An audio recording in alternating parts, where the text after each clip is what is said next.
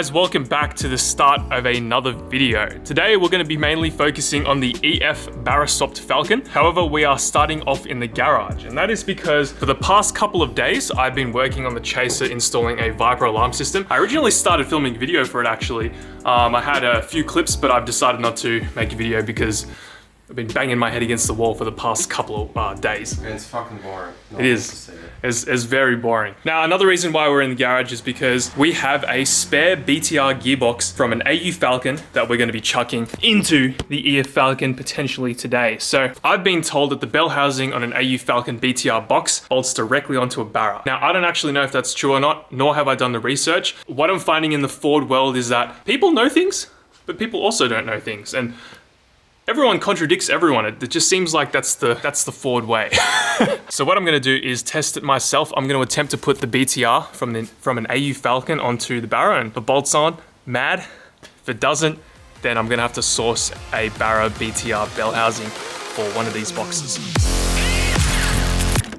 Ah!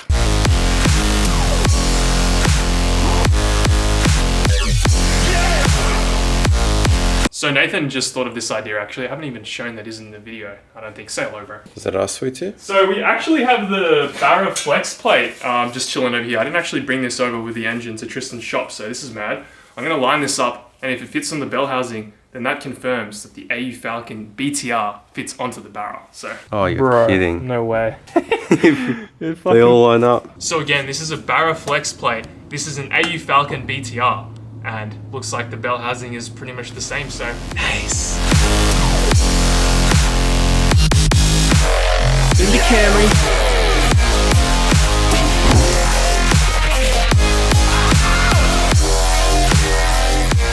All right, so we're here with the BARRA EF. As you can see, it's sitting in there. If you haven't kept up to date, Lachlan and I went ahead and we put the BARRA in there. It fits snug with the standard engine mounts as well. So a problem that we're having, I'm not sure if I mentioned this before, is that the oil pan is actually hitting the subframe as it currently sits. And that's not good because BARRA is on a bit of a tilt forward. So it can't go any more forward. And my suspicion is that we just haven't cut enough of that oil pan out. So when we try to put the trans on today, I'm a bit worried that it's just not gonna work because the engine needs to tilt forward just ever so slightly. Because if I come on this angle, you can kind of see that it's sticking out on the top there. With that all being said, we're gonna just try chuck it on anyway. Maybe the BARRA is actually supposed to have a bit of a tilt. We should be able to use all the standard mounts. So we're gonna use the standard EF transmission mount, and we're gonna chuck probably the AU Falcon BTR on there for now. But let me know in the comments what you think, because a lot of you guys have been saying that the EF Falcon gearbox is gonna be stronger than the AU gearbox, whereas I've heard differently. I've heard from people that actually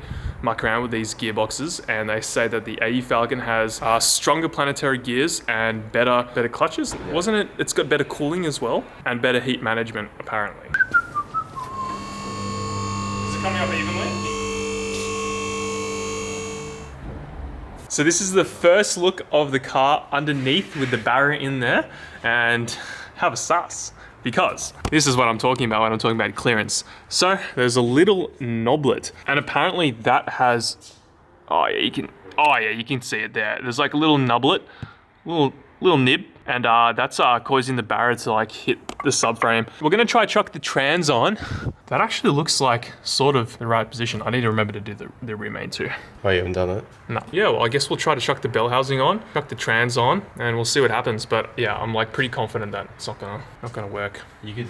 This is a very ideal setup. As you can see, the lighting in here with Tristan's shop lights. Very nice, very good, very nice. Ow, smack my head on the freaking wheel. Very good, very nice. Sexy banana. Oh, that's gross, dude. Oh, it's not even that bad. 3, 2, 1. You good? Yep. We're just trying to figure out now how to chain on the transmission to the transmission jack, but it's all on there. It's all ready to go. We've got some adjustments right here and all that. Very simple, it seems. I mean, there's 3 of us trying to work this out. 3 monkeys to put on a bolt. That's it. Mad lighting in here. Have a sass. The man is here. What's happening? Fuel pump. Thank you very much, sir. One of these. What is it? I see TI Performance. Well, TI is what Walbro now is. So yes. Same.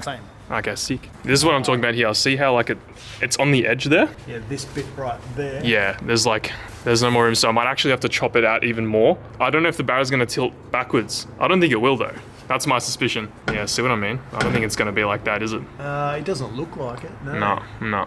That's unfortunate. It is. It means I have to do more welding and You could have engine's gonna come out again. you could have angled it even. Like there's enough room to do it on an angle. Yes, you're right. But that's the only. I only got that source image and I just copied it, but Yep. doesn't look like it's out. Well, if it's any consolation, the welds are really sexy. So Cheers, man. Yeah, I don't think you've seen it properly. No, not yeah. properly, Yeah. just the photos. Cheers, man.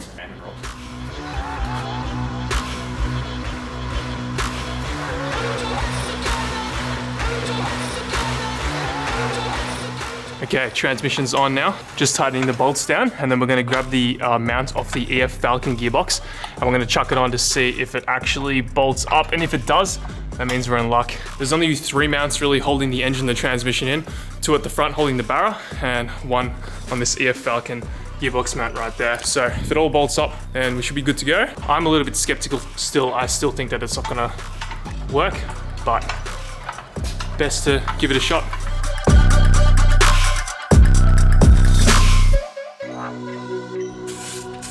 We now have mounted the transmission mount from the EF transmission to the BTR from Naoki's AU Falcon, and all goes on. We just need to sort of jack it up and get the bolts in right there. We've made a interesting discovery. So it turns out that you can't actually run an E-Series box without changing the bell housing. So if the E-Series box is stronger, then I will run the E-Series box, but I don't actually know if that's true. But if you have a look at this, the plate that goes in between the transmission and the engine, the bolts don't actually line up. So at the top, they do, but as you can see, there's no hole there.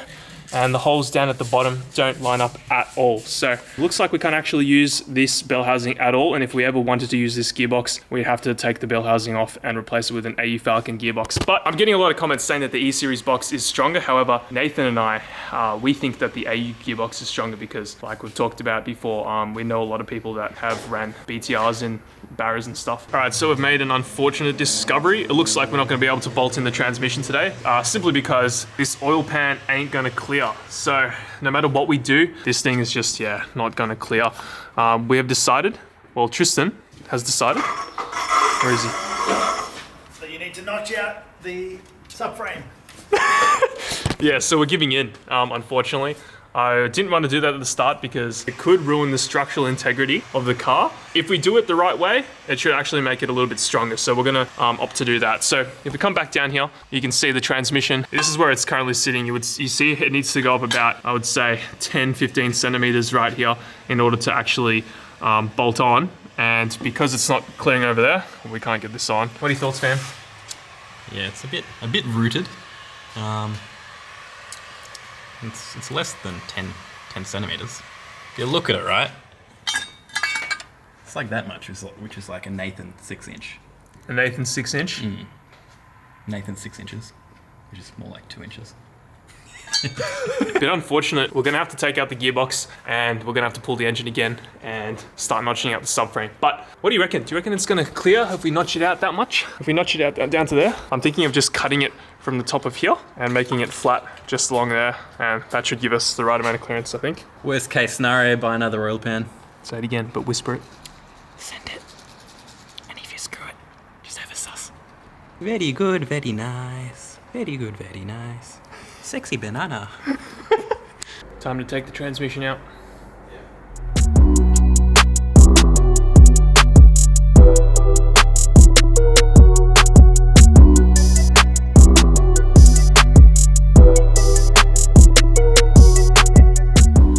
Okay, so unfortunately, yeah, bit of a sad time because, yeah, we weren't able to really progress much with the EF Falcon, but instead we've learned something from it, and turns out, yeah, we do need to do a bit more notching, which kind of sucks, but it is what it is. On the brighter note, we do have some new parts from Raceworks, and also Tristan has been sourcing me some awesome parts. Wasteworks? Did I say Wasteworks? Anyway, trying to keep the rhythm going, all right? I want to say a massive thank you to Scott from Raceworks because he has been helping us with this Barra build quite a lot. And yeah, we have some, what is this? Okay, this looks like a catch can. All right, so we also have a part here. I think this is a fuel line thingo, right? It's going to convert your factory steel hard line to a -6 AN fitting. So just like when Rex was making the brake line fittings for the handbrake and for his 1J, same deal. We'll just run straight from the factory line to the fuel rail. And here, these are the injectors, aren't they? Oh wait, no, that's the fuel. The injectors are actually inside here. Oh, in there. So that's not the catch can then. That is 100% this sexy catch can. Oh, you've got all the stuff in here. So these are the big boy injectors, 1200 cc. Big boy, that's small. 1200. What do you mean? That's huge. For a cylinder. For a Barra skin. Oh yeah. Look If at it was that. an SR, you'd need 3,000. 2,000s or 3,000s.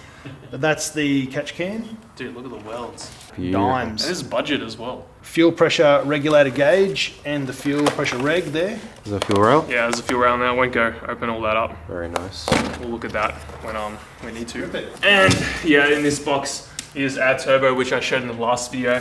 We're running a GTX 3582 with a 1.16, is it? Tristan, do you remember? Yeah, 1.16 rear housing. So that's much bigger than the 0.82 that we had on the previous turbo, which was actually a GT 3582. So this is a GTX. So it'll have some better spool time and it should give us even more power. There you go, guys. Bit of an update on what is happening. The past couple of weeks have been hectic for me, so that's why you're only just seeing a gearbox pretty much go in and out of the car and just test fitting it. Trust me when I say there's been a lot going on, but hopefully in the next coming weeks we can sort of get back onto the routine and get that content out for you guys. But yeah, a bit unfortunate with what's going on with the gearbox, so I'll have to rip the engine out and start again, but it is what it is. Thank you so much for watching, and I will talk to you in the next one. Catch you later. Ow! Smack my head on the freaking wheel. Very good, very nice. Sexy banana. My penis just shriveled up because of that.